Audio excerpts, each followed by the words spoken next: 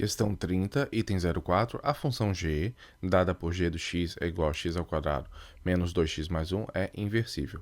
E aqui ele restringiu o domínio e restringiu também o conjunto do contradomínio. O que ele quer saber? Ele quer saber se a função g é inversível, ou seja, para eu saber se uma função admite inversa, eu preciso que ela seja bijetora. Então, o que a gente vai fazer? Analisar g do x para ver se ela é bijetora. Então, o assunto é função inversa.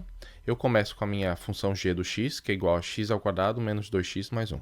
Primeira coisa, descobrir as raízes. Como é que eu faço? Eu pego a minha função, converto ela numa equação e igualo a zero.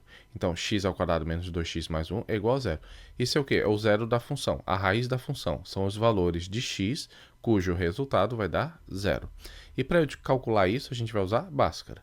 Então, aplicando o determinante, delta igual a b ao quadrado menos 4 vezes a vezes c. Desenvolvi, calculei delta igual a zero. Se o delta é igual a zero, significa que eu vou ter duas raízes reais iguais, ou a mesma coisa dizer que é uma raiz real, porque a minha raiz vai ser raiz duas vezes. Continuando no Bhaskara, x igual a menos b mais ou menos raiz de delta sobre 2 vezes a.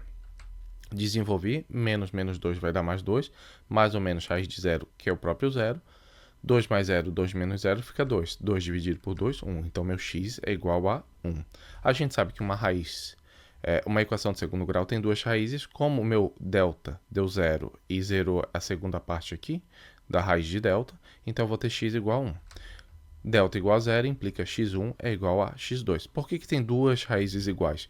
Porque se eu for pegar esse x ao quadrado menos 2x mais 1 e for converter essa função na forma, reescrever essa função na forma fatorada, eu vou escrever na forma x menos 1, que é a primeira raiz, e x menos 1, que é a segunda raiz. Ou seja, o 1 vai ser raiz dupla. Continuando, aqui o gráfico da função de segundo grau, a função g do x, que é uma equação de segundo grau. O a, que é o meu coeficiente dominante, é positivo, logo, a minha concavidade da parábola para cima. Como o delta é zero e o meu x é 1, o meu vértice da parábola, a parábola vai estar encostada sobre o eixo do x. A minha raiz é 1, não vai ter nenhuma parte para baixo, certo? Então, delta zero, parábola encostada sobre o eixo do x. E nesse caso eu tenho domínio reais da função de segundo grau e imagem y pertence aos reais tais que y maior ou igual a zero. Detalhe, o domínio é a imagem dessa função normalmente. Mas no item 4, o que ele fez o enunciado? Ele restringiu o domínio e restringiu o contradomínio. Então essa função original a gente vai ter que modificar. Então continuando. Para admitir inversa, ou seja, para a função ser inversível, ela tem que ser bijetora. E o nosso macete de bijetora? Para ser bijetora, duas condições. A primeira, contradomínio igual a imagem, que é a característica da sobrejetora. O que é contradomínio? É o segundo grupo. O primeiro grupo, o primeiro conjunto, é o domínio, são os valores de x.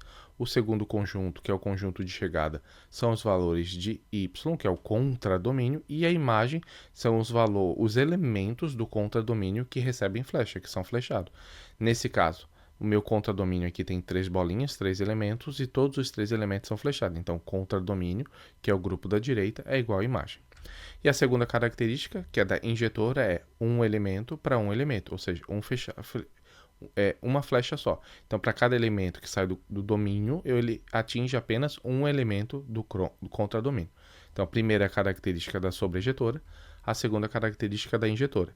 Se for sobrejetora e injetora ao mesmo tempo, ela é bijetora. No gráfico, como é que a gente vai fazer? Primeira coisa, para saber se é injetora, passar reta paralela ao eixo do x. Então vamos lá, montei o gráfico, dessa vez eu restringi o domínio, que é x está de menos 1 para mais infinito, então o x eu comecei aqui no menos 1, x do menos 1 para o mais infinito, então eu retirei essa parte da parábola, essa parte do gráfico, e restringi também o contradomínio, do zero para cima, para o mais infinito, certo? Então, domínio e contradomínio eu já restringi aqui no gráfico do meu g do x. Então, eu vou passar uma reta paralela ao eixo do x. Então, tá. Domínio, restringi, passei a reta paralela. Quando passa a reta paralela sobre o eixo do x, ele vai cruzar o gráfico em um ponto só. Mas quando eu subo um pouquinho, o que eu vejo? Tracei uma reta paralela ao eixo x, ela vai cruzar o gráfico em dois pontos. Então, o que eu vou ter? No f de 0, ou seja, quando x estiver valendo 0, o meu y, né, no caso, meu g do x vai valer 1, e a mesma coisa no ponto de x igual a 2. X igual a 2 também vale 1, ou seja, quando eu tracei uma reta paralela ao eixo do x e cortou duas vezes, significa que essa função não é injetora, ou seja, tem de dois pontos, de 2x daqui do domínio, eles vão chegar no mesmo valor, no mesmo elemento de y, que seria o contradomínio. É como se eu tivesse o 0 e 2, 0 e 2 no domínio, chegando ambos no elemento 1 no contradomínio, certo? E para ser injetora, eu tenho que ser um elemento do domínio para um elemento do contradomínio. Então, no primeiro requisito já falhou, não é injetora. Vamos analisar o que? Se ela é sobrejetora.